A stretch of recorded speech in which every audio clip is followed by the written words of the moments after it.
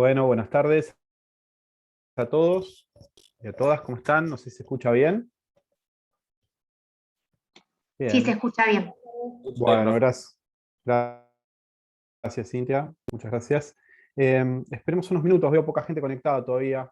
Estamos en 24, son bastante más del doble, como para arrancar con el tema. Aprovechemos mientras, si quieren, cuéntenme cómo vienen con la materia, cómo vienen con la bibliografía, si los PowerPoint están siendo de utilidad, qué temas estuvieron viendo, cuáles les generan duda, qué aspectos ven problemáticos. No sé si alguno quiere abrir el audio, tomar la palabra. Hacíamos conversando unos minutos antes de darle comienzo a la clase. Sin vergüenza, Una de pregunta de manera parcial, distendida realmente. Bien. porque yo tengo la excepción porque vivo lejos. ¿Cómo sería la modalidad en tales casos? Si es por Zoom, por campus.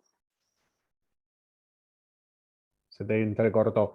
Vivís lejos y no podés venir a rendir de manera presencial. Esa sería la cuestión. Sí, exactamente. Bueno, vamos a ver Quería cuánto. saber cómo era la modalidad en el caso de los exceptuados. Bueno, vamos a ver qué cantidad son y qué curso le podemos dar a eso, ¿sabes? Si no es mucha cantidad, por ahí se pueda buscar algún mecanismo como este, para evaluar. Eh, Buenísimo. Alguna solución seguro va a existir, no te preocupes. Pero sí está bueno que me pongan al tanto antes, lo antes posible, qué grupo de alumnos están en esa situación, ¿bien? Para saber la cantidad y acorde a la cantidad ver qué solución le brindamos. Yo ya voy a hacer algo, voy a tomar nota. Sabrina Edentesone, vos serías la primera que me aviso. Dame un segundito, ¿eh? Sabrina Edentesone. Muy bien. Ya para el próximo En mi encuentro caso, conmigo. doctor, en Sí, mi caso Cintia Toledo. sucede lo mismo. Quizás para la fecha, yo vivo en Balcarce. Todavía no han vuelto a la ¿En frecuencia de Balcarce? Bien. colectivos.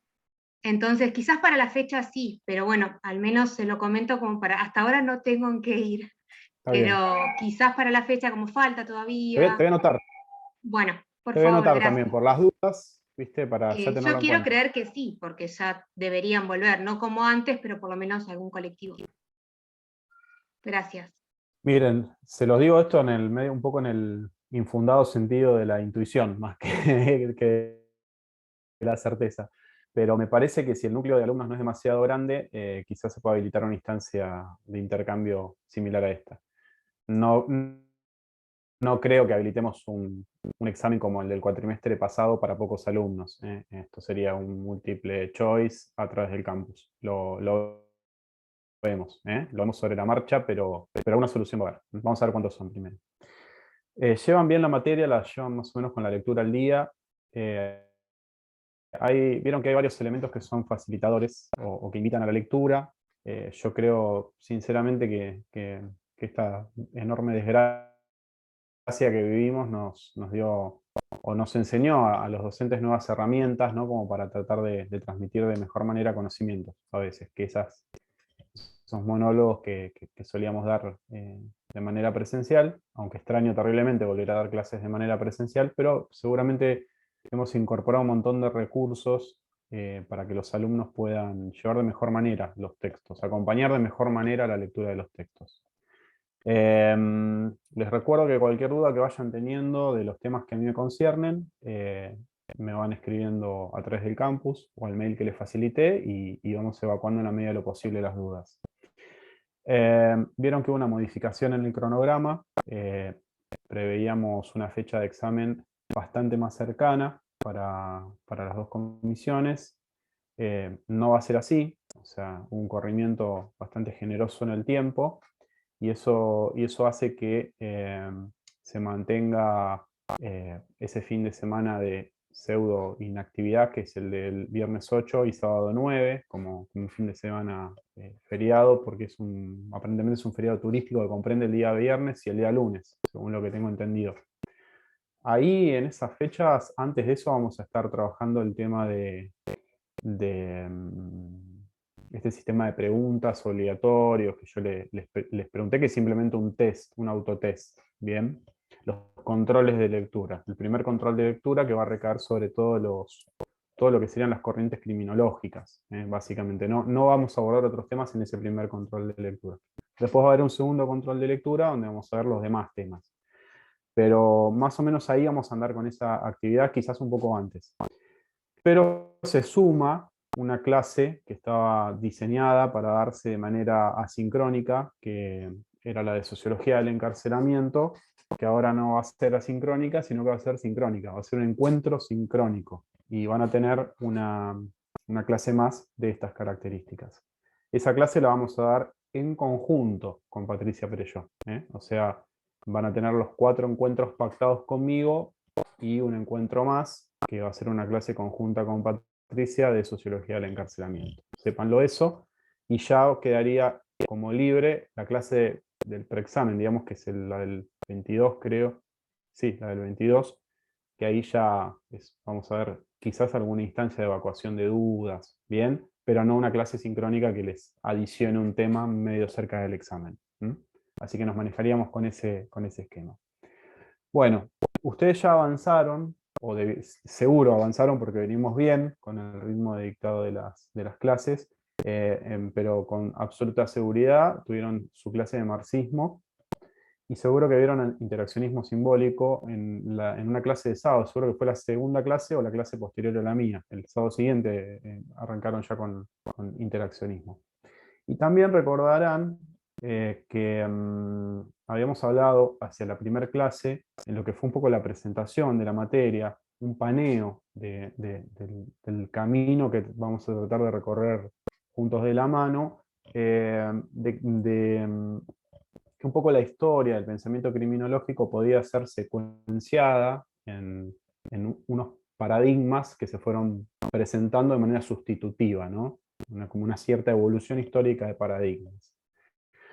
Y entonces hablamos de un primer paradigma asociado a esta primera corriente que vimos en la primera clase, que era la del positivismo, y ese paradigma etiológico, ¿no? Esa mirada sobre la disciplina criminología como una disciplina orientada justamente a indagar, buscar e identificar las causas del comportamiento desviado, las causas de la criminalidad, básicamente.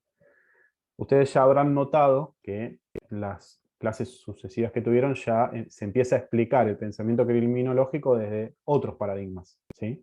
Desde el paradigma de la reacción social, lo han visto eso seguramente el sábado. Entonces es importante comenzar esta clase, que va a versar sobre sociología funcionalista, aclarando que acá no hay movimiento de paradigma, ¿sí? O sea, cuando hablemos en el transcurso de la clase de hoy, de este encuentro sincrónico de hoy, de sociología funcionalista, vamos a estar todavía enmarcados en el paradigma etiológico, ¿sí? No hay distanciamiento entre la criminología positivista y el funcionalismo en cuanto a pertenencia a un mismo paradigma. No se modifica el paradigma en este caso. Esto como primer dato conceptual de mucha relevancia, ¿sí? Quizás sea este el único punto en común que el único puente que pueda establecer entre positivismo y funcionalismo, ¿sí? Porque luego, todo lo que vamos a ir avanzando en el transcurso de la clase, vamos a notar que son claras diferenciaciones, ¿sí? Claras diferenciaciones. Lo primero que podemos decir o mencionar es quiénes son los exponentes más relevantes y los autores que hoy vamos a tratar de identificar y conocer en la clase de hoy, para lo que se dio en llamar corriente estructural funcionalista, ¿sí? En cuyo contexto se generó la denominada teoría estructural funcionalista de la desviación y de la anomia. Inmenso el nombre, teoría estructural funcionalista de la desviación y de la anomia. Bien, bien, los dos principales exponentes que vamos a ver someramente en este encuentro se tratan de un sociólogo francés y un sociólogo americano, que se llaman respectivamente Émile Durkheim y Robert Merton. Bien, esto es lo primero que vamos a abordar en la clase de hoy. Para contemporizarlos un poco, ver más o menos la época de sus obras, hay que tener en cuenta que Durkheim, este célebre, muy célebre sociólogo francés, murió en el año 1917, para que ustedes tengan una referencia temporal. Mientras que Merton es bastante más contemporáneo, ¿sí? Merton fallece en el año 2003. ¿Sí?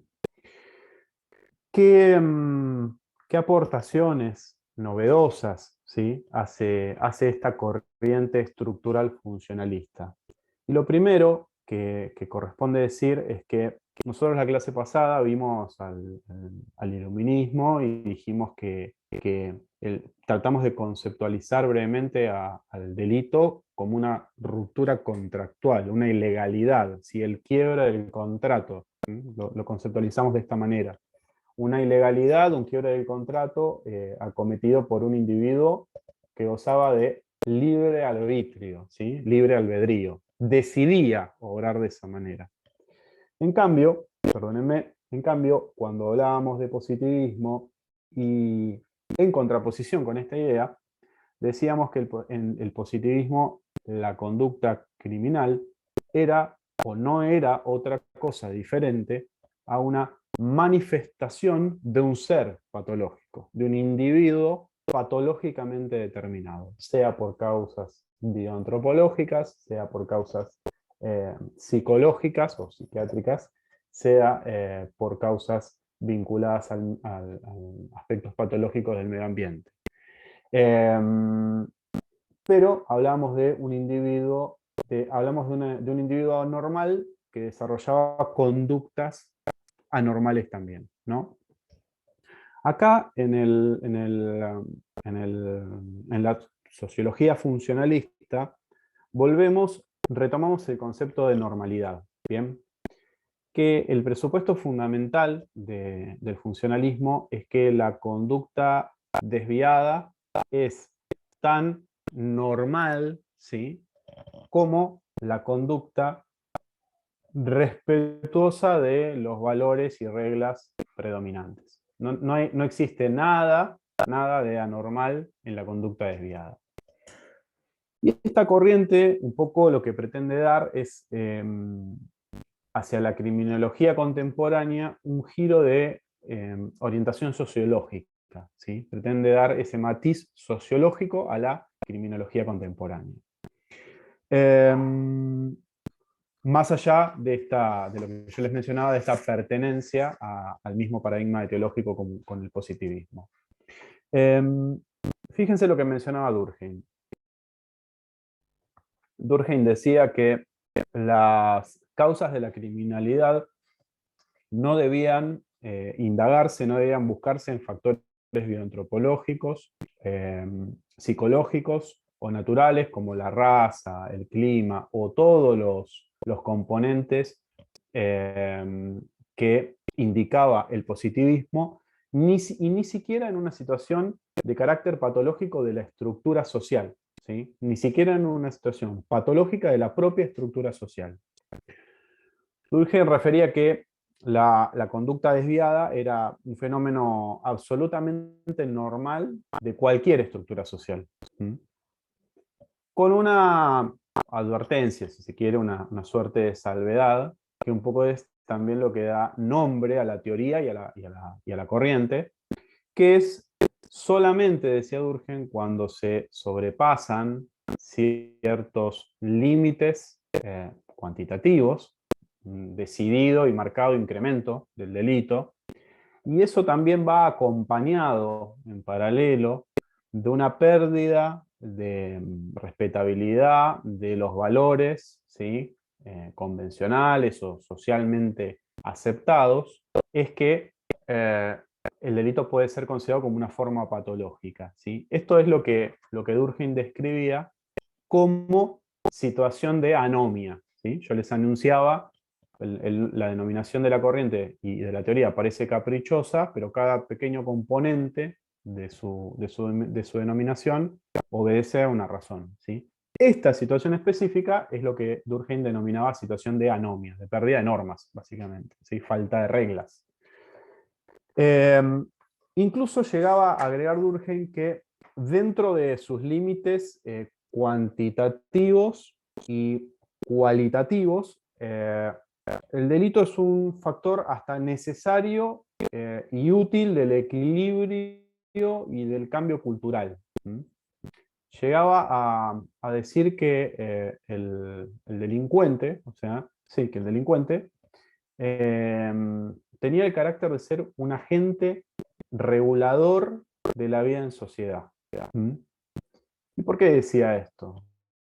Porque decía que el delito, provocando la reacción social, ¿sí? El delito como acto disvalioso y convencionalmente no aceptado, provocando la reacción social en el resto de los coasociados, lo que hacía en definitiva era mantener en vigor, ¿sí?, el valor positivo de las normas. ¿Se entiende esto? O sea, ponía en valor el derecho, básicamente, esa reacción social.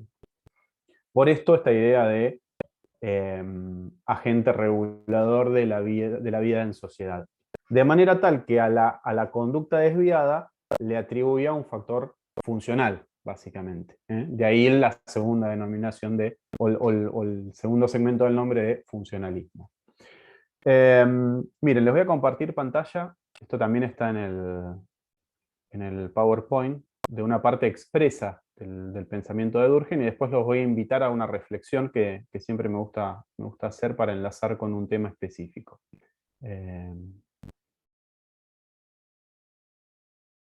Ahí vamos, ¿eh? Dígame si se ve bien. ¿Se ve correctamente la pantalla? Esto no es un autor que habla de Durkheim, sino palabra de Durkheim específicamente. Y acá lo primero que dice Durkheim es: si hay un hecho cuyo carácter patológico, parece incuestionable, es el crimen. Todos los criminólogos están de acuerdo sobre este punto. ¿De quién está hablando Durkheim acá? ¿Qué les parece? ¿Usted está hablando de sí mismo, de la corriente funcionalista? ¿O a quién se refiere cuando dice que si hay un hecho cuyo carácter patológico parece innegable y que todos los criminólogos están de acuerdo en este aspecto, es el delito? ¿A quién se refiere Durkheim? ¿De quién habla? Los criminólogos positivistas. Exactamente, no está hablando de sí. Esto es cierto, ciertamente es como una aserción crítica. Dice, bueno, pareciera que la criminología contemporánea están todos de acuerdo en que si hay un hecho innegablemente patológico es el delito. Bueno, no habla de sí mismo y de lo que piensa, porque justamente piensa exactamente lo contrario sobre este particular, sino que está hablando del positivismo. Sigue el texto. Dice, por otra parte, dice, y acá empieza una interesante comparación por esto del funcionalismo, empieza una interesante comparación con una entidad biológica, ¿sí? Fíjense, de una ciencia social hacia una entidad biológica. Dice lo siguiente. Por otra parte, hallamos el fenómeno criminal en todo tipo de sociedad. Dice. No hay una sola en que no exista criminalidad. Aun cuando sus características cualitativas varían, el delito aparece estrictamente ligado a las condiciones de toda la vida colectiva.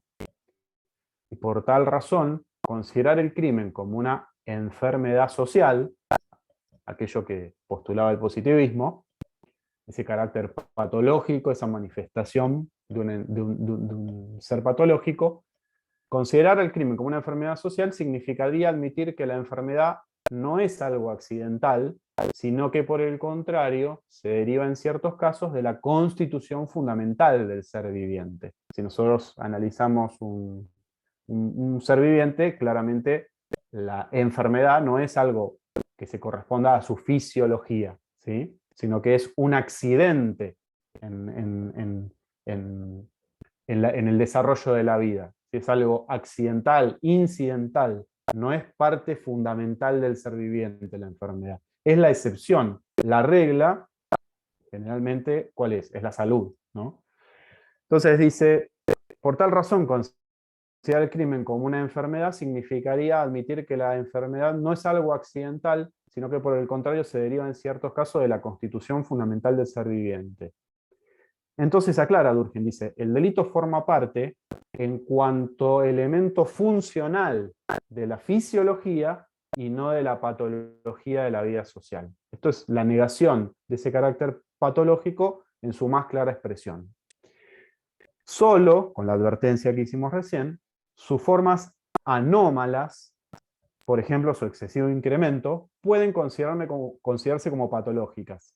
Por lo tanto, en los límites cualitativos y cuantitativos de su función psicosocial, de ahí la idea de funcionalismo, el delito satisface, el delito como conducta normal, no patológica, satisface una función psicosocial, corresponde asignarle una función psicosocial.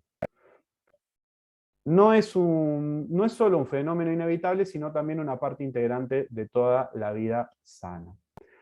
Yo voy a cortar la pantalla compartida y vuelvo. Ahí estamos. Yo les decía, y si prestaron atención la clase pasada, decía lo interesante que resulta tratar de identificar en las distintas corrientes del pensamiento criminológico los tipos de respuestas político-criminales que puedan desprenderse de cada una de ellas, ¿no?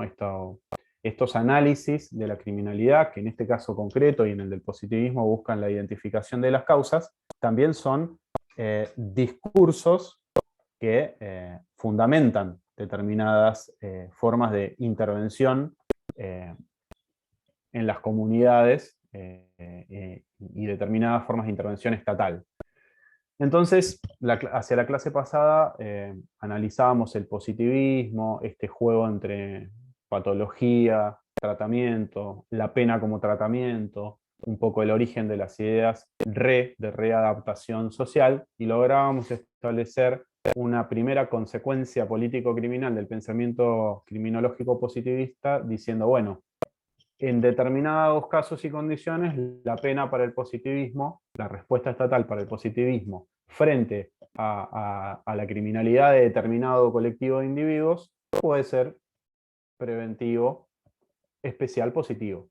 ¿Sí? Decíamos, puede tender a la readaptación social.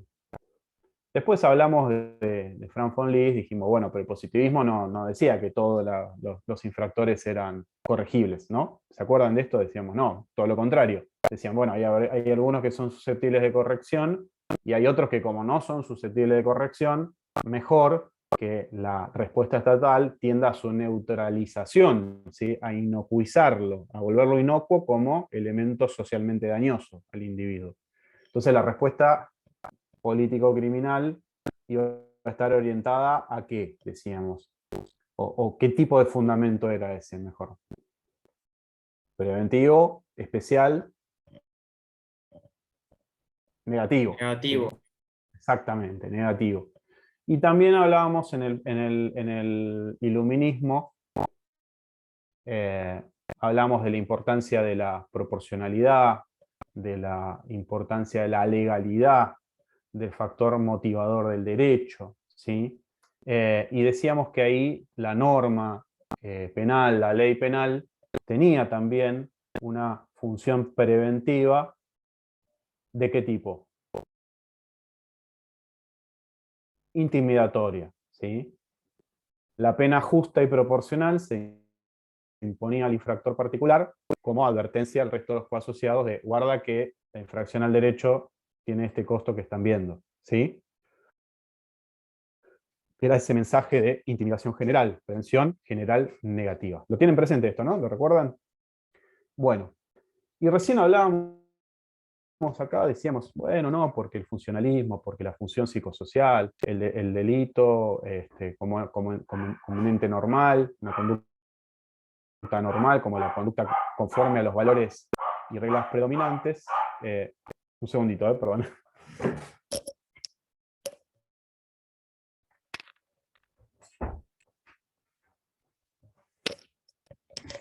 tengo un perrito que se llama Rocco, que no es muy afecto a la criminología.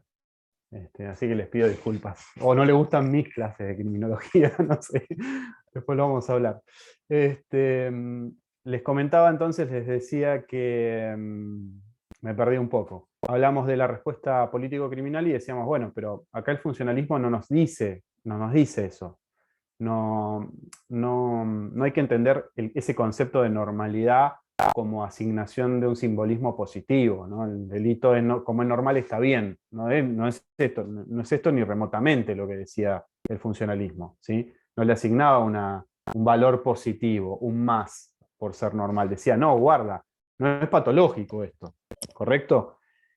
Pero nos cumple a nivel de la estructura social y cultural una función específica, que es, frente a la comisión de un delito, hay una reacción social, traducida en una respuesta estatal, ¿no?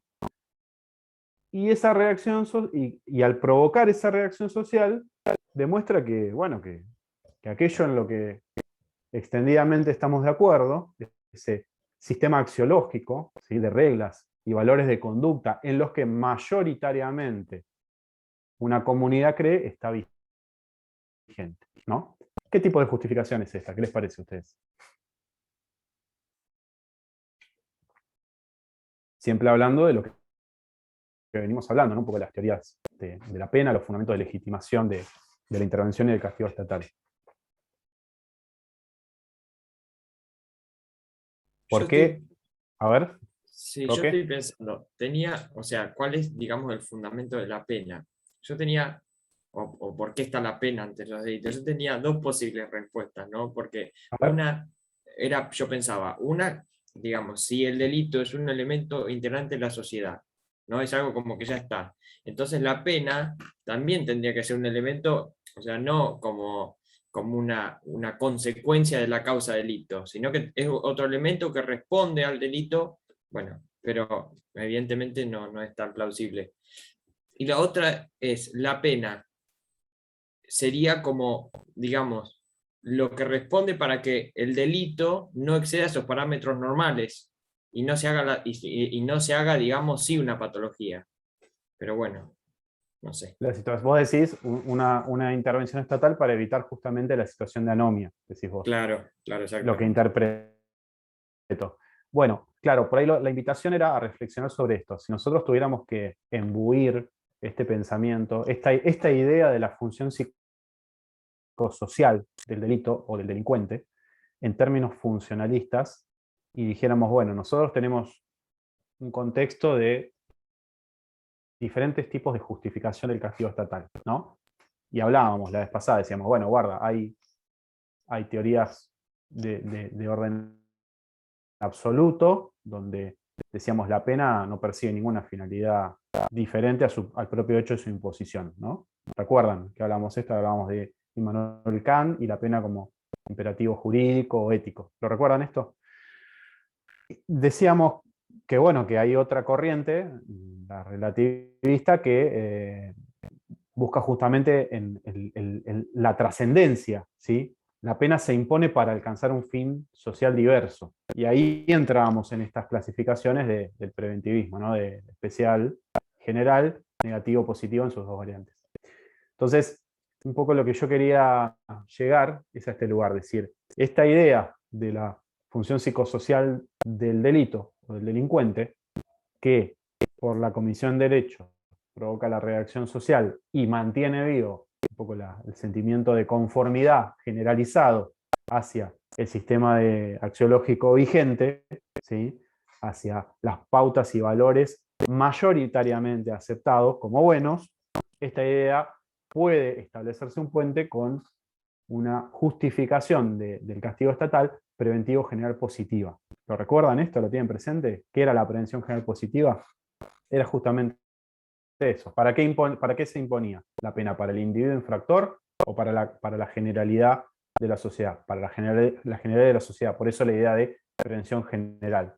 Y la negativa era el discurso intimidatorio, no es este caso, justamente. Y la positiva se impone para mantener justamente en vigor la vigencia del derecho, ¿sí? Y ese valor positivo del derecho y de las normas socialmente y generalmente aceptadas.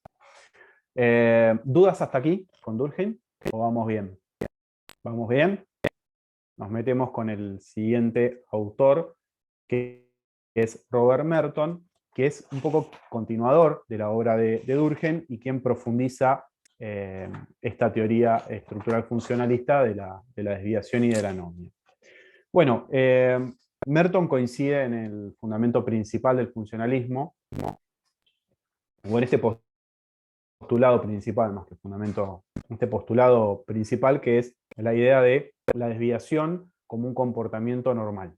Tan normal como el comportamiento conforme a las reglas y valores predominantes. Y agrega como idea complementaria que la estructura social, la forma de estructuración de la sociedad, ¿sí?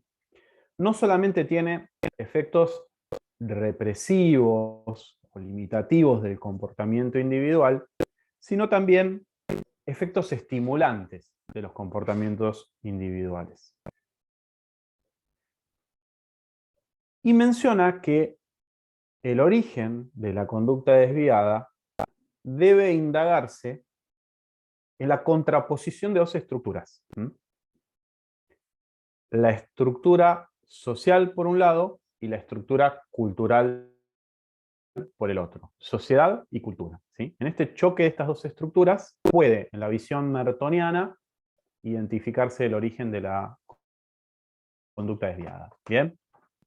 ¿Qué es lo que dice en cada caso Merton? Merton dice, la estructura cultural o cultura propone al individuo determinadas metas o fines culturales. Pensemos un poco, es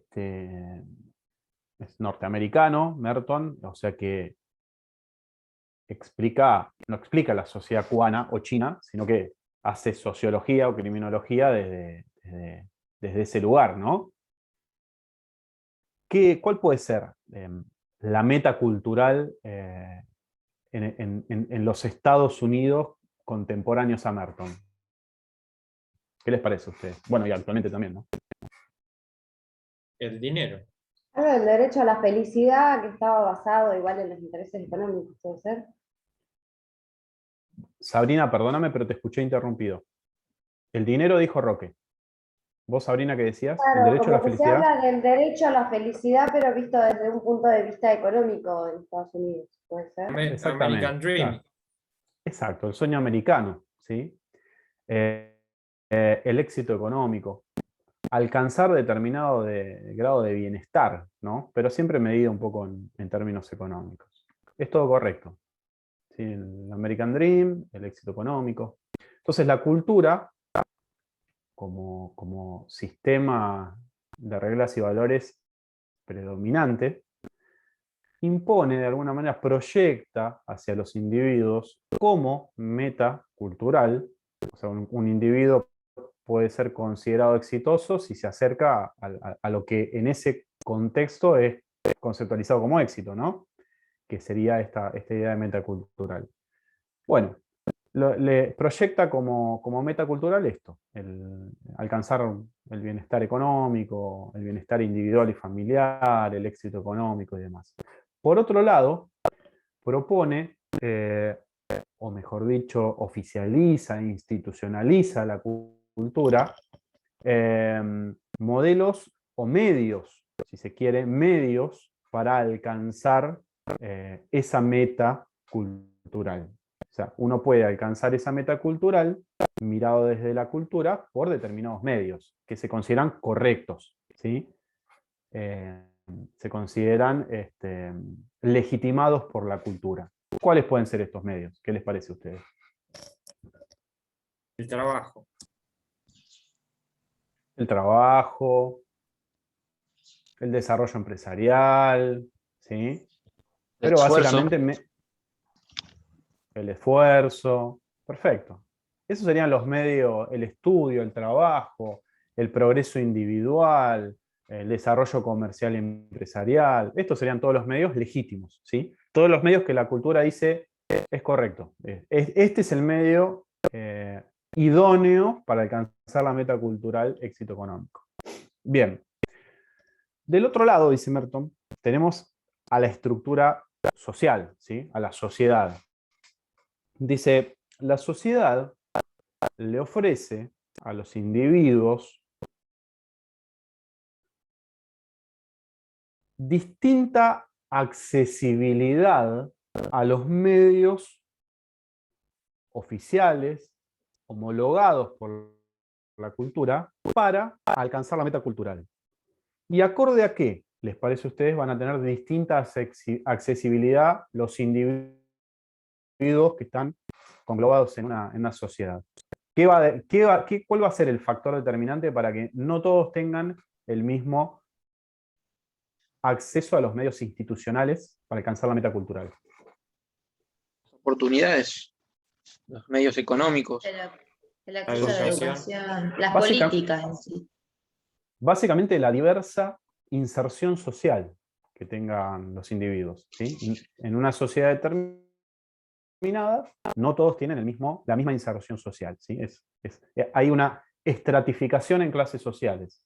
Bueno, esta teoría de Merton indica que los individuos ubicados en esa estratificación social en las clases sociales más bajas tienen menores chances y menor accesibilidad a esos medios oficializados, estandarizados, legitimados por la cultura para acceder a la meta cultural. Dicho en un lenguaje un poco más vulgar, más claro, las clases sociales pobres no tienen la misma accesibilidad al estudio, al trabajo, ¿sí? y al desarrollo individual o familiar que las clases sociales más acomodadas. ¿Está claro esto?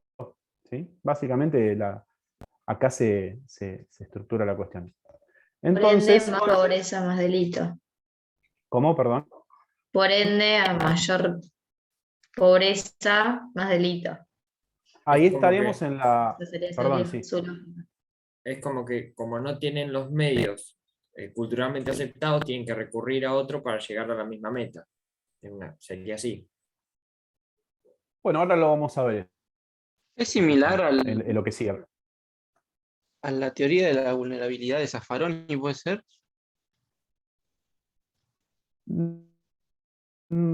La teoría de la vulnerabilidad de Zaffaroni remite más que nada si hablamos en tramo de etapas de criminalización, ¿no? Remite más que nada a la posibilidad de un individuo de ser captado con mayor o menor facilidad por el sistema penal. No es tanto una explicación causal de la conducta desviada, ¿sí?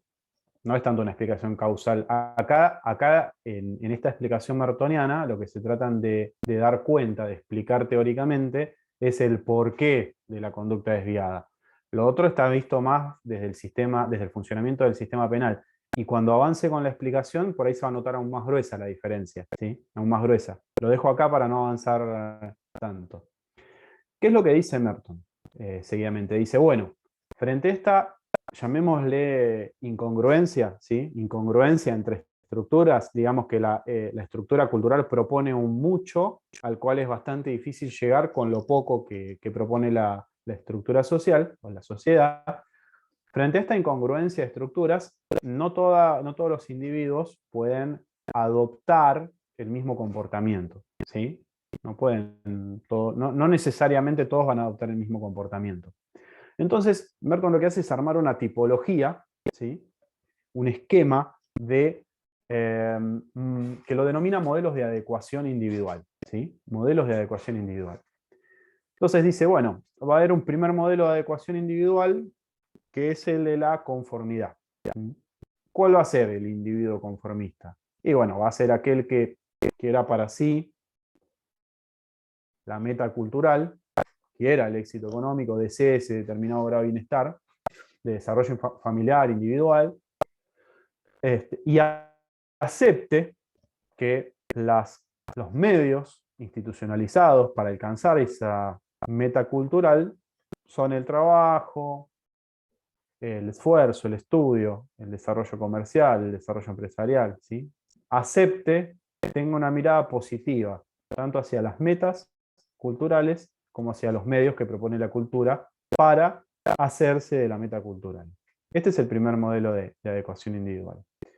Bueno, en este aspecto Merton lo que agrega es que una determinada masa de individuos solamente va a poder constituir una sociedad siempre y cuando la conformidad sea el rasgo más plural entre esas personas. O sea, va a haber una sociedad en la medida, va a ser posible que una masa de individuos consolide una sociedad cuando la conformidad sea el rasgo mayoritariamente característico entre esos individuos, ¿sí?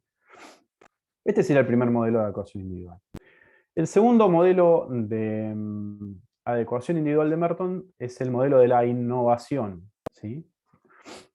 La innovación supone, en la tesis de Merton, también la adscripción positiva a la meta cultural. El individuo innovador quiere para sí la meta cultural, pero no acepta los medios institucionalizados por la cultura para alcanzar esa meta cultural.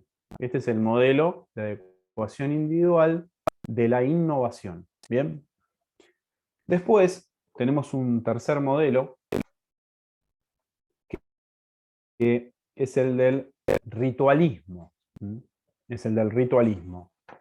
El individuo ritualista, en la conceptualización de Merton, no persigue la meta cultural, no obstante acepta los medios institucionalizados para alcanzar la meta cultural. Vale decir, trabaja, pero no persigue el éxito económico, estudia, pero no persigue el desarrollo individual o familiar. Un cuarto modelo que propone Merton es el del retraimiento, ¿sí?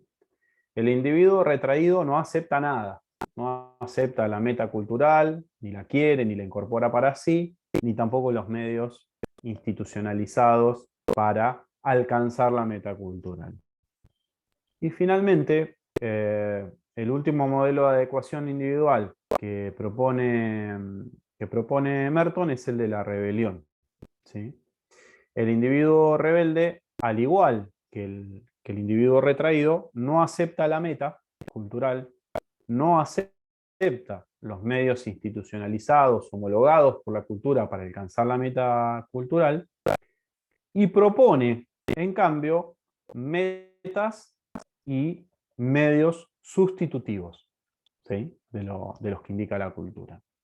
Entonces, por ahí acá en este momento ya podemos abrir un pequeño nuevo espacio a la reflexión para tratar de identificar con Merton, o según la mirada de Merton, en estos 5 modelos de adecuación individual, o cuál, mejor dicho, estos 5 modelos de adecuación individual puede mostrarse apto, según la mirada de Merton, para explicar la criminalidad común, digamos. ¿Qué les parece a ustedes?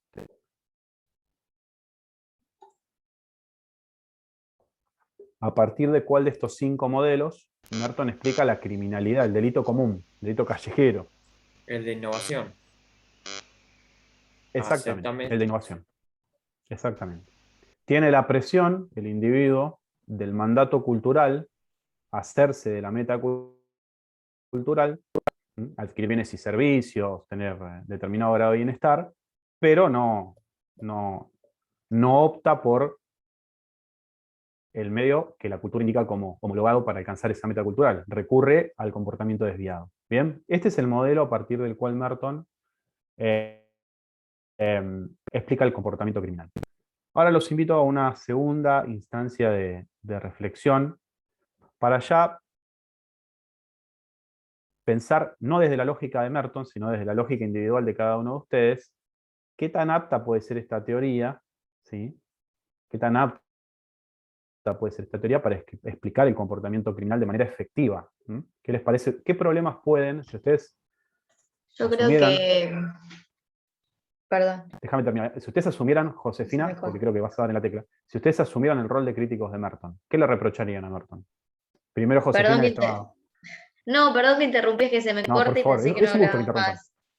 No, Se no, me corta es un gusto la participación, nunca es una interrupción, así que yo te agradezco. Decime.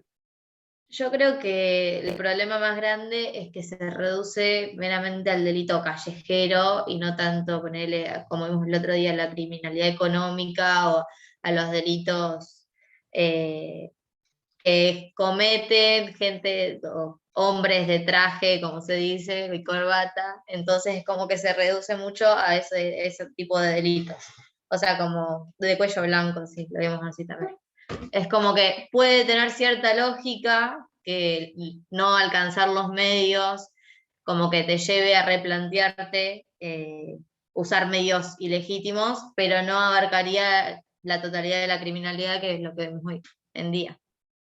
La respuesta es perfecta, es un 10 la respuesta, está perfecto lo que acabas de decir. Esa es la principal crítica, ¿bien? Esa es la más importante.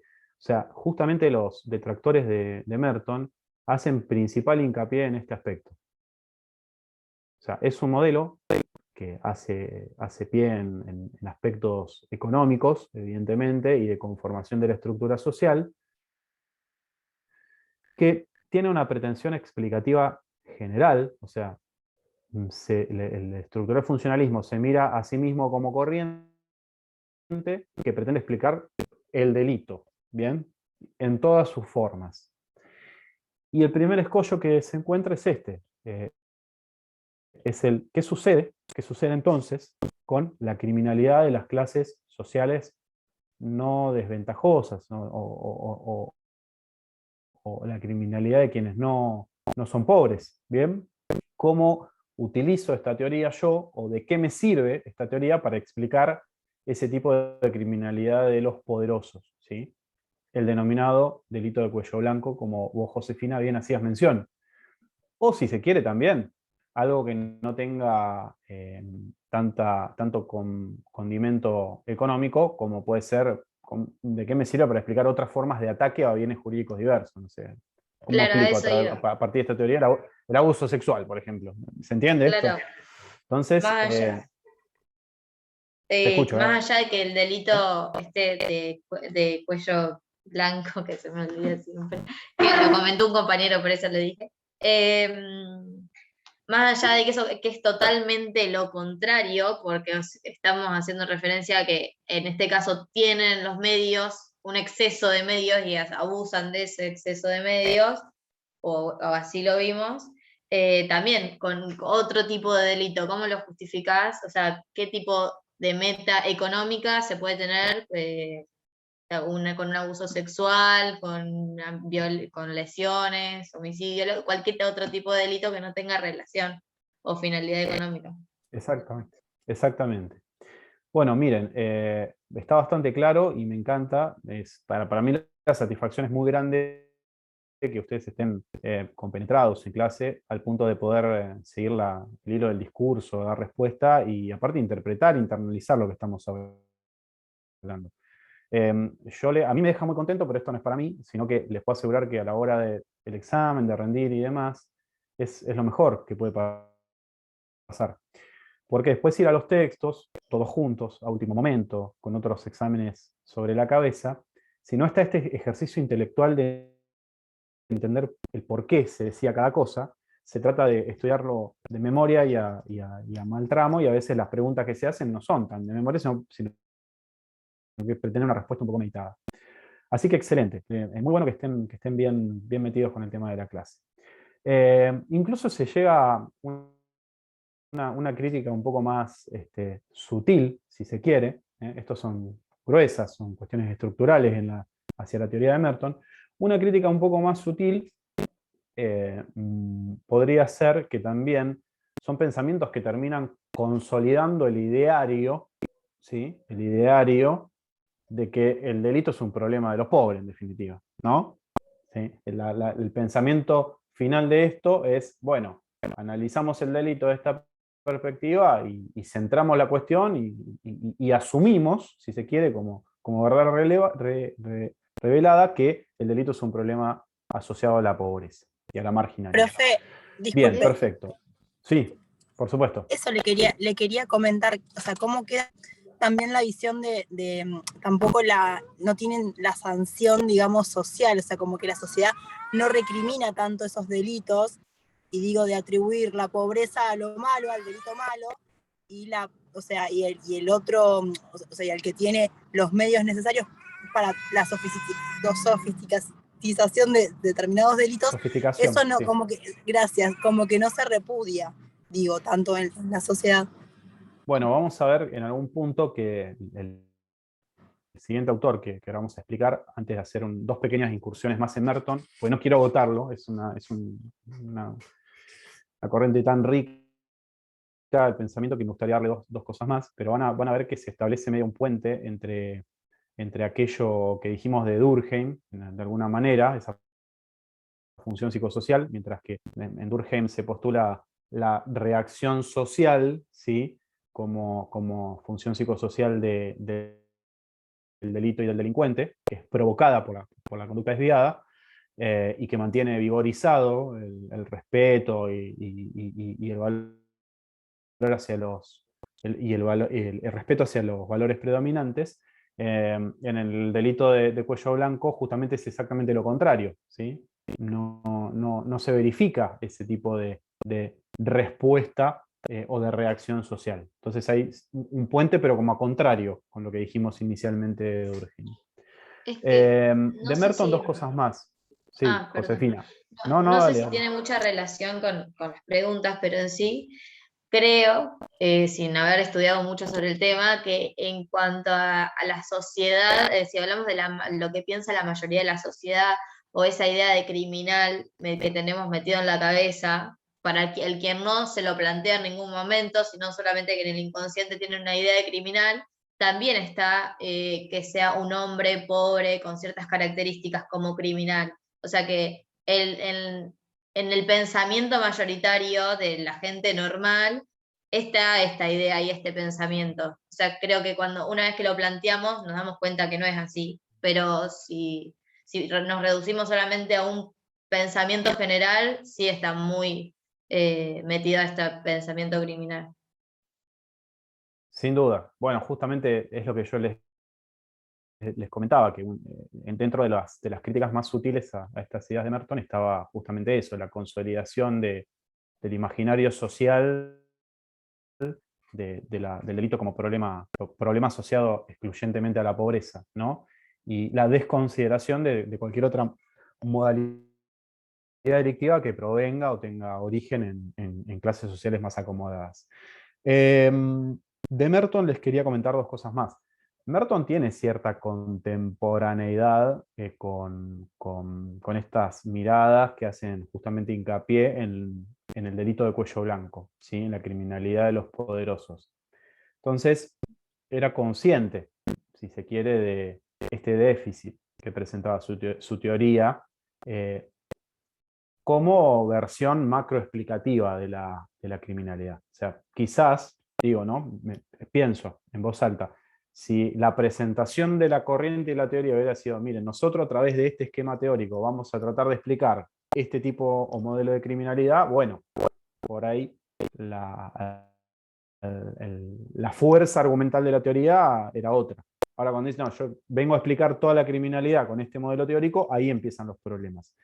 Esa contemporaneidad con sus detractores o quienes formulaban críticas a este pensamiento de Merton, hizo que Merton intentara superar las críticas a su tesis, en el sentido de que terminaba en el reduccionismo de que crimen y pobreza, y que solo servía para explicar determinados modelos de criminalidad específicos y asociados a criminalidad delitos contra la propiedad, violentos y callejeros de los pobres, ¿no? Entonces, Merton, consciente de esto, intenta superar la crítica diciendo, bueno, no, en rigor de verdad, los criminales poderosos y el delito de cuello blanco no es más que una forma de reforzamiento de mi tesis sobre el delincuente innovador, ¿sí?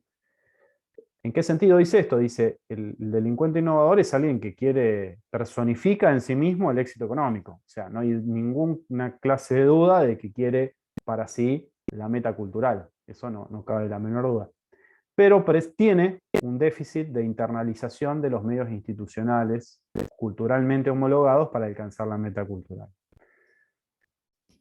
Claro, la explicación aparece como liviana, ¿no? Para tratar de sortear una crítica tan fuerte como la que se le estaba haciendo, aparece liviana la explicación, porque fíjense que lo que hace Merton en definitiva es incorporar un componente subjetivo, individual, como esa suerte de déficit de internalización de cuáles son los medios legítimos o que la cultura considera correctos, y termina soslayando uno de los presupuestos fundamentales que dijimos hacia el principio de la clase, que es justamente el elemento objetivo estructural de la diversificación social y el efecto estimulante de la estructura social hacia los comportamientos individuales. Termina relativizando con esta explicación un componente esencial de la teoría.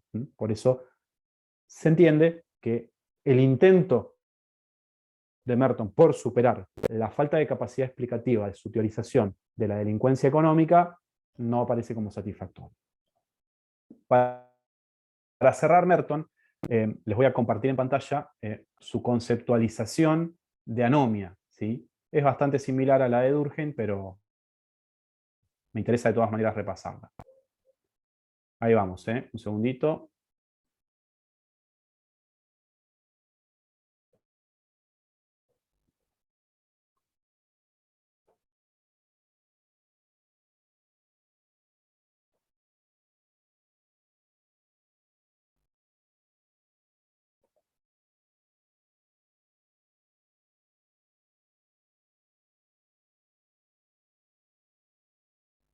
Dígame si se, acá. Dígame si se ve, chicos.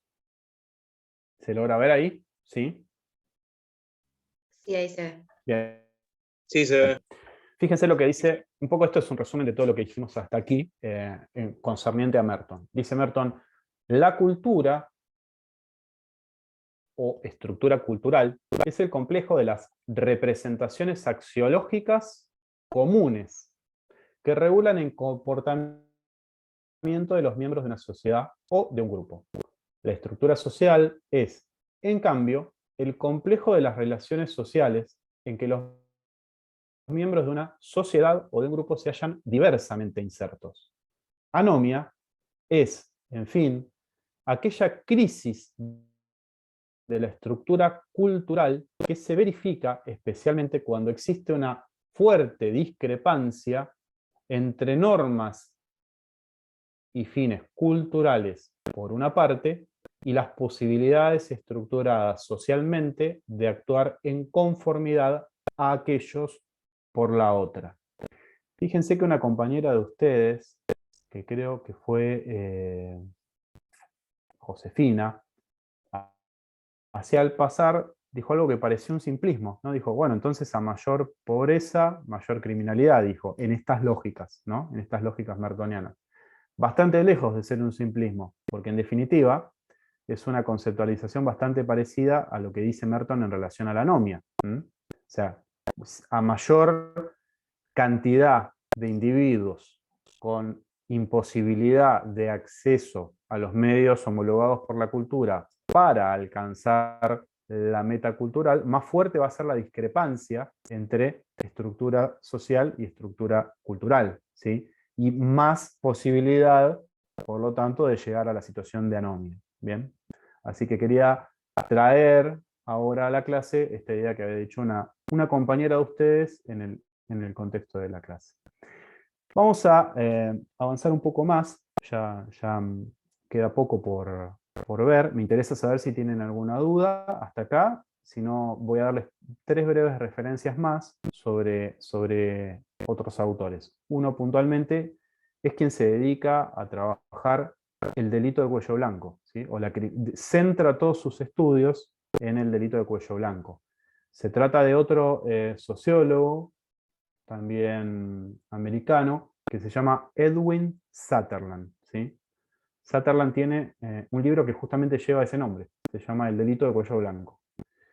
Y su tesis, sus ideas, se traducen en una crítica radical a lo que eran las denominadas criminologías clásicas, o lo que él mismo llamaba las criminologías clásicas, en referencia no solamente al positivismo, ¿sí?, sino también a la visión funcionalista mertoniana de la criminalidad asociada a la pobreza, ¿sí?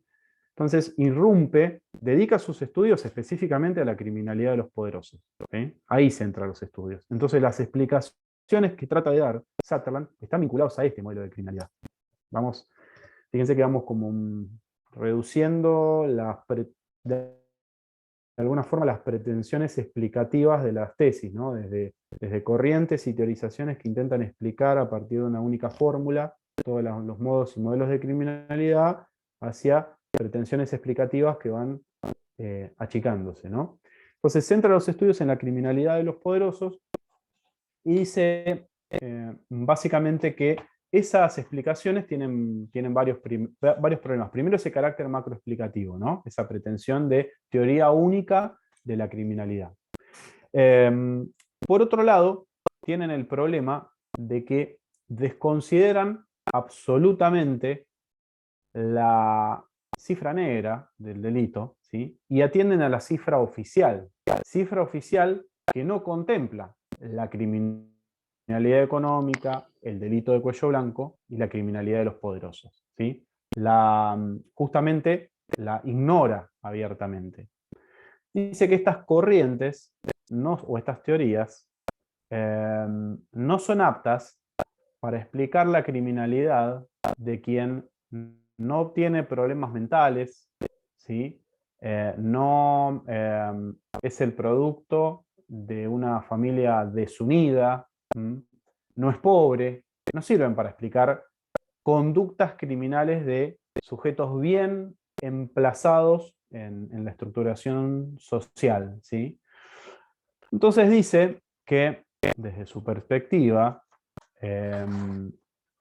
la conducta desviada y en particular la criminalidad económica, como cualquier modelo de criminalidad organizada, es objeto de aprendizaje, ¿sí?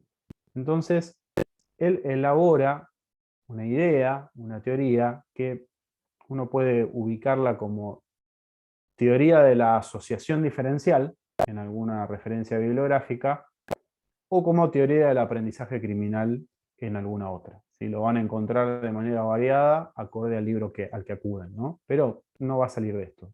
Como teoría de la asociación diferencial o como teoría del aprendizaje criminal.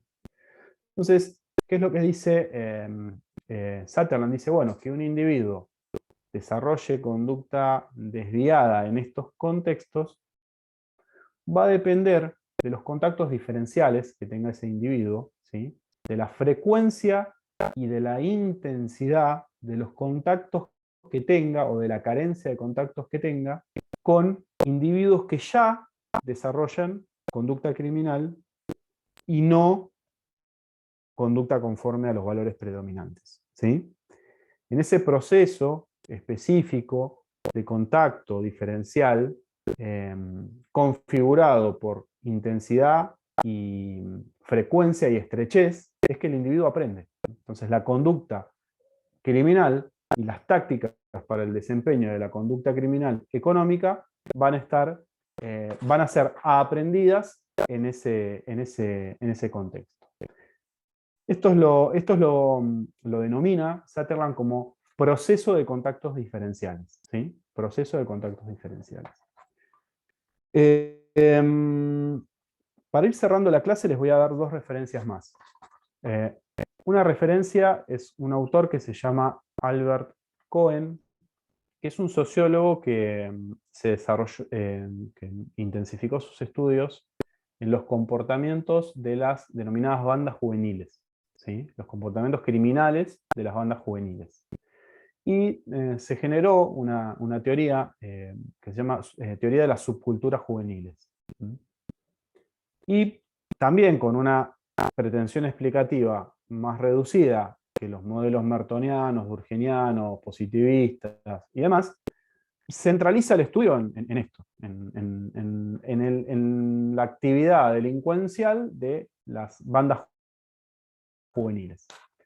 También este autor es americano, analiza estas bandas y las trata de describir, y de ahí la denominación de subcultura, como un sistema de creencias y de valores reducido a esos grupos, un sistema de creencias y valores propio de esos grupos que tiene su origen en la interacción de jóvenes, ¿sí?, de las clases sociales más bajas, en ese contexto de interacción, y respecto a estos jóvenes que, en relación a la cultura dominante, presentan problemas de adaptación y frustración, ¿sí? Ahí está el origen mismo de la conformación de la banda y la explicación del porqué de las conductas que desarrollan sus integrantes. Entonces son jóvenes que tienen problemas de adaptación y de frustración a los valores emergentes de la cultura dominante y que tienen como rasgo común un enclave social similar e interactúan, ¿no? En ese contexto, este autor Cohen referencia que las conductas que suelen verificarse en el contexto de las bandas juveniles tienen una configuración bastante específica, ¿sí? Dicen, son conductas que en general se muestran como, primero como no utilitaristas, ¿sí? No utilitaristas. O sea, fíjense que es una explicación que de alguna manera se puede contemporizar con Merton, la explicación de Cohen. Pero fíjense esta diferenciación. Mientras en el modelo de la adecuación individual, la conducta desviada era la elección de un medio alterno, ilegal, no homologado por la cultura, para la consecución del fin cultural, acá la conducta desviada no persigue, no es utilitarista, no tiene una finalidad declarada y nítida. Se ejecuta, pero no persigue un fin en sí mismo, utilitarista, en términos utilitaristas.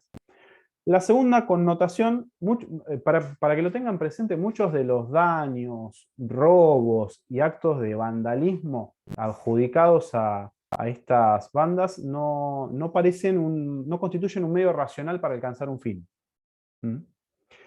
Asociado con esto, específicamente asociado con esto, el segundo carácter de las conductas, sí, la segunda característica de las conductas de las bandas juveniles es el de ser conductas de carácter malicioso, ¿sí? ¿Qué quiere decir esta idea de malicioso? Básicamente, los miembros de la subcultura parecieran encontrar una aparente diversión o satisfacción en causar disconformidad en el resto de los integrantes de la comunidad que sí ascriben a la cultura dominante, ¿no? Y finalmente, el último carácter es el de que son conductas negativistas. ¿Qué quiere decir esto de conductas negativistas? Que puertas adentro de la subcultura, ¿sí?, el acto desviado o la conducta criminal es bien ponderada en la medida que se muestre como la polaridad negativa a todo lo que son los buenos valores de la clase media, digamos, ¿no? Si es una conducta que aparece contraindicando, siendo la polaridad negativa de esos buenos valores de la clase media, puertas adentro de la subcultura presenta una aceptación y ponderación positiva. Una última referencia, y abrimos el último espacio de charla, es a un autor que se llama Klemmer. Klemmer tiene una teoría que a su vez es más pequeña que la de las subculturas juveniles. Fíjense que la criminalidad toda, la criminalidad económica de los poderosos, la criminalidad de las bandas juveniles, y ahora la subcultura carcelaria, es esto. Ustedes todos vieron en derecho penal, parte general, no sé actualmente qué bibliografía están utilizando como manual ser un manual obligatorio. Se sigue usando el manual de Zaffaroni, el manual azul, digamos. Bien. Bueno, ahí alguno acudió al concepto de vulnerabilidad. Ustedes vieron que es un libro bastante particular, es un gran libro. Pero es un libro particular mirado desde la posición del penalista ortodoxo, ¿sí? Del jurista del derecho penal. Nosotros, si vamos a un manual clásico del derecho penal, y bueno, ahí se habla de acción, tipo, antijuridicidad, culpabilidad, concurso, teoría de la participación criminal, pena, y nos vimos. Fuentes del derecho penal, si quieren. Pero este es un libro que tiene como otra mística, el libro de Zaffaroni. Incorpora lo que el propio autor... Exactamente, esa mirada crítica, pero que tiene siempre esa mirada, creo que la denomina así Zaffaroni, ontológica, ¿no? De mirada tratar de incorporar al análisis del derecho penal los datos de la realidad, dice el autor. O sea, que los datos que ofrece la realidad, particularmente sobre el funcionamiento de las instancias del sistema penal, no nos pasen por al lado y los ignoremos, ¿no? Entonces acude a esos conceptos de vulnerabilidad, a estas ideas de criminalización, a estas ideas de victimización, ¿sí? Bueno, y uno de los conceptos que ustedes, si prestaron un poco de atención, se toca en ese libro es el concepto de prisonización. No sé si lo llegaron a ver eso. Pero uno de los conceptos que utiliza es el de prisonización. Bueno, esa idea de prisonización, en rigor de verdad, es acuñada por este autor, por Klemmer. Él es el que crea el que le dio, digamos, acuñó esa idea, ¿no? La de prisonización. ¿Y qué pretendía describir Klemmer a través de la idea de prisonización?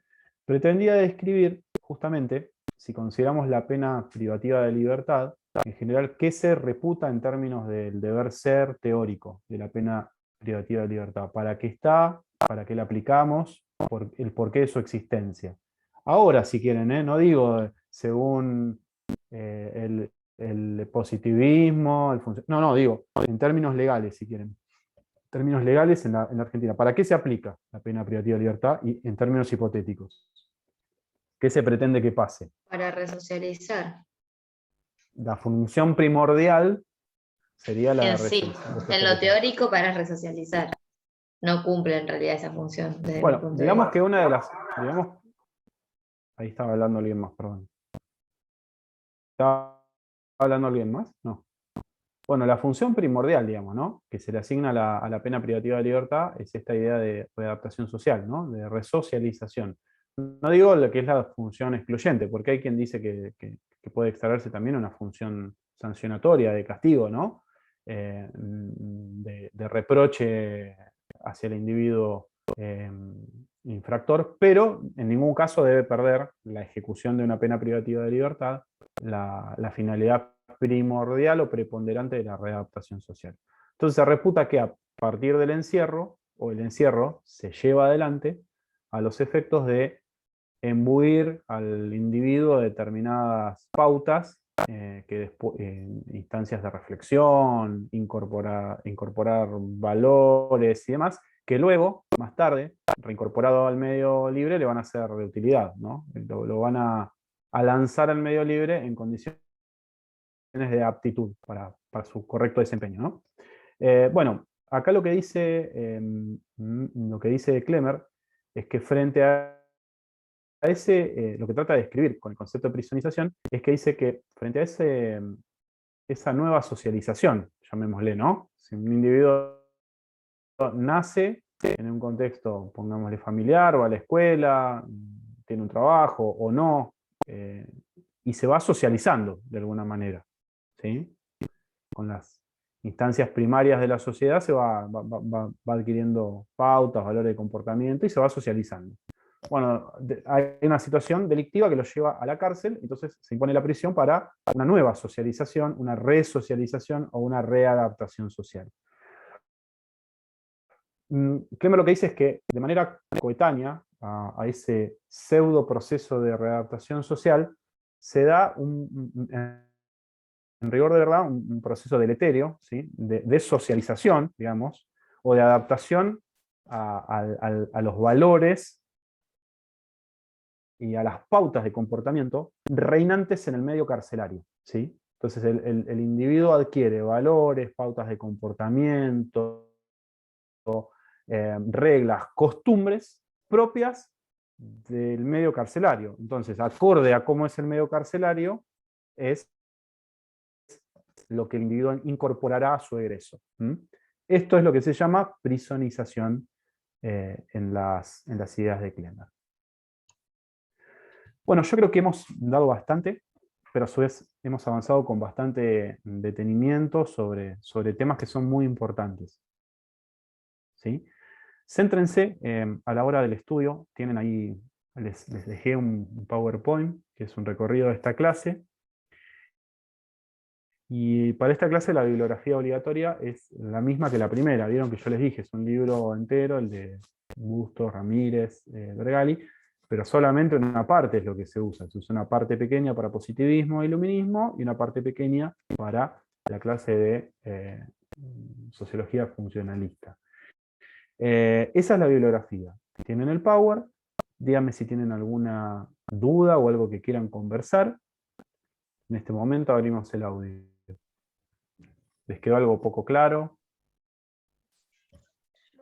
Más que duda es como alguna opinión sobre esto último, que siempre me pareció interesante cuando lo pensaba, esto de cómo nuestra cabeza separa el delito fuera del penal y el delito dentro del penal.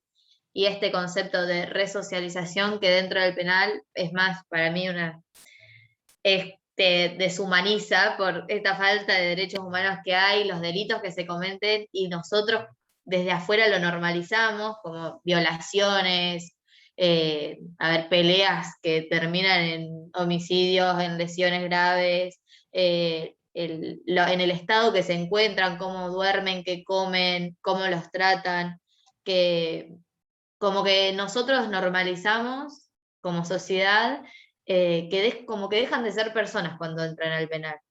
No tengo la solución y otra solución a otra pena que no sea la privativa de la libertad, pero yo creo que es sumamente criticable. Claro, Por y todo además es como que tomamos que es positivo toda esa situación carcelaria porque, bueno, en la sociedad, digamos, está inmerso esto del castigo, digamos, por el castigo mismo. Pero cuando uno piensa en, digamos, lo que teóricamente tendría que ser la pena, la privación de la libertad, el único derecho que se tendría que restringir a la persona es el derecho a la libertad ambulatoria. Entonces vamos y vemos en las cárceles que el derecho a la educación, bueno, hay bastantes escuelas, pero no está pleno. El derecho a la salud lo mismo. Hay un montón, cuando el único derecho que se le tendría que restringir a la persona en prisión es el de la libertad.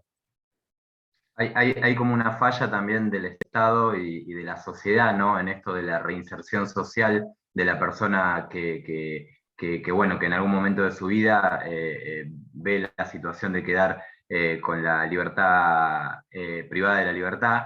Y yo me refiero a una falla del Estado en las condiciones de las cárceles, como hablaba Josefina, que es la que terminan permitiendo ese tipo de situaciones, de peleas, de violaciones, de un montón de situaciones, y que la sociedad termina como aceptando o no preocupándose, diciendo no, algo hizo, o entonces no es solamente la privación de la libertad, sino las consecuencias que vaya a sufrir el detenido ahí adentro. Y después la otra falla del Estado me parece que tiene que ver con el mal funcionamiento de los patronatos deliberados, que es donde tendría que el detenido al salir y al tratar de reinsertarse, tener un acompañamiento del Estado y no solamente tener que pasar a firmar una vez por mes cuando está en una libertad condicional, por ejemplo.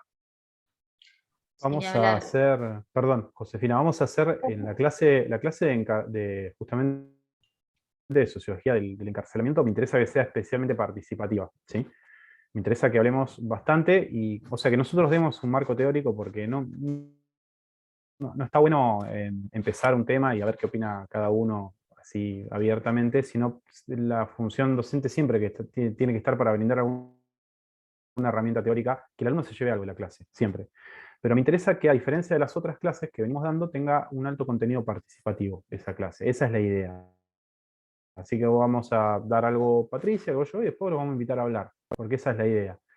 Porque tiene mucho de conocimiento profano, digamos, lo que pasa en el mundo carcelario. No hace falta ser un erudito en sociología, en criminología, en derecho penal, o un analista del sistema penal, o tener un observatorio del funcionamiento del sistema penal para saber lo que pasa hoy en día en una unidad carcelaria. Pero es una cuestión que tiene que llamar a la reflexión desde varios aspectos, porque verdaderamente puede ser mirada desde muchísimos aspectos.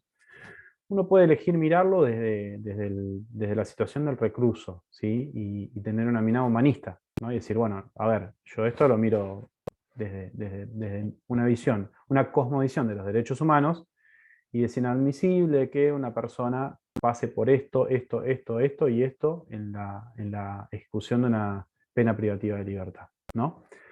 Pero ni aún desde una mirada social, si se quiere, y de defensa de la sociedad, es correcto eso.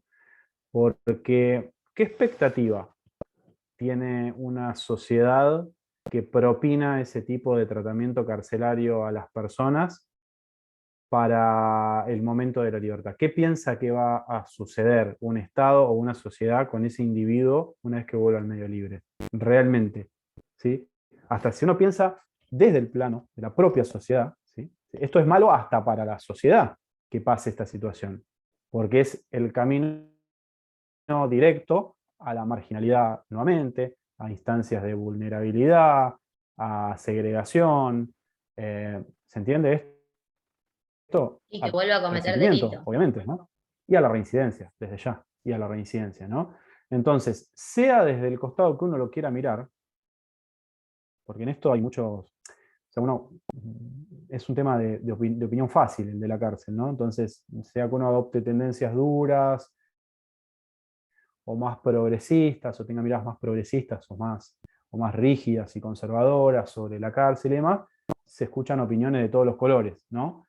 Pero lo cierto y concreto es que no es bueno para nadie, ¿sí? Primero, para el destinatario de la ejecución de una pena cumplida en semejantes condiciones. Sin entrar en discursos, ahí Josefina decía, yo no sé si la cárcel no es la solución o qué hacemos sin cárcel, dijo Josefina.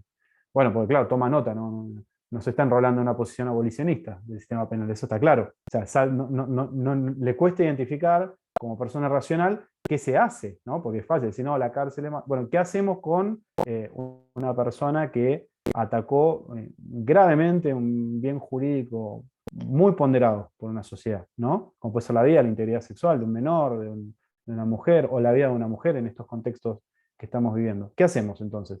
¿No utilizamos el medio carcelario porque sabemos? Bueno, es una encrucijada, ciertamente. Pero si analizamos solamente el modo de ejecución de la pena, si no entramos en esa discusión de tintes más abolicionistas, sino en el modo de ejecución de la pena privativa de libertad, eso ya nos permite decir, bueno, esto no es bueno ni para el que está preso, ni para la sociedad que lo va a recibir después, en esas condiciones, luego de haber pasado por toda esa cadena de padecimientos. Entonces, centrado en el interés que sea, es malo, eso está claro, es malo. No deja nada, resta y no suma absolutamente nada. Además, los Pero lo mismos vamos a dejar internos para... No, que los mismos internos van perdiendo ellos mismos, como que ya no sienten que tienen derechos, o como que ya después de muchas veces de caer, empiezan a perderle el miedo y lo empiezan a normalizar. El miedo a la prisión, decís vos, a la cárcel. Claro, como que ellos después normalizan el trato que tienen en la cárcel, Profe. ya no se creen sujetos de derecho. Profe, es que Mirá, ellos eso se puede también explicar tienen un fácilmente desde... conocimiento.